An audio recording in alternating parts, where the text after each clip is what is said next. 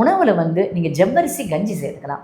ஜவ்வரிசின்றது பொதுவாகவே குழந்தைகளுக்கும் இல்லை வயசானவர்களுக்கும் வந்து ஒரு ஹைட்ரேஷனை ரீட்டைன் பண்ணக்கூடிய ஒரு அருமையான உணவு அப்படின்னே சொல்லலாம். இந்த ஜவ்வரிசி கஞ்சி சாப்பிட்றதால உடம்புல அந்த நீர்த்தன்மையை வந்து அது பத்திரமா பாதுகாத்து வச்சிருக்கோம். அதனால டீஹைட்ரேஷன் அவ்வளோ சீக்கிரமாக தாக்காது. டாக்டர் எனக்கு சுகர் ஆச்சு, நான் வந்து ஜவ்வரிசி கஞ்சி சாப்பிடலாமான்னா வேணாம், நீங்கள் ஜவ்வரிசி கஞ்சி சாப்பிட வேணாம். அதுக்கு பதிலாக நீங்கள் பாசிப்பயிறு கஞ்சி சாப்பிடலாம். பாசிப்பயிறு கஞ்சியும் உடம்பு குளிராக வச்சிருக்கும், அதே டைமில் வந்து உங்களுக்கு சுகரை ஜாஸ்தி பண்ணாது. சுகர் இல்லாதவங்க ஜவ்வரிசி கஞ்சி தாராளமாக சாப்பிடலாம். வெளியில வெயில் போனாலும் வெயில் உங்களை அவ்வளோ தாக்காது. சின்ன ஜவ்வரிசி வாங்கி 5-6 தடவை நல்லா வாஷ் பண்ணிடணும். வாஷ் பண்ணிட்ட பிறகு அது முழுகிற அளவுக்கு தண்ணீர் ஊற்றி ஒரு 2 to 3 மணி நேரம் ஊற வைங்க. ஊற வச்ச பிறகு இந்த தண்ணியை வடிச்சிட்டு அதை எடுத்து பார்த்தா அதை அமைக்கினா நல்லா அமுங்கணும். அதுதான் அந்த பதம். அதுக்கப்புறம் அது தண்ணி சேர்த்து கொதிக்க விடலாம். கொதிக்க விட்டு அது ஒரு டிரான்ஸ்பரண்டா ஆகும். அப்போ அது வெந்துருச்சுன்னு அர்த்தம். அதோட வடிச்ச சாத கஞ்சியை போட்டு வீட்டில் இருக்க வயசானவங்களுக்கு கொடுக்கலாம். அது அவங்களுக்கு ஒரு நல்ல ஒரு கார்ப் ட்ரிங்காக இருக்கும். அவங்களுக்கு ஒரு நல்ல எனர்ஜியாக இருக்கும். சின்ன குழந்தைங்களுக்கு கூட இதே மாதிரி ஜவ்வரிசி கஞ்சியில் நீங்கள் வந்து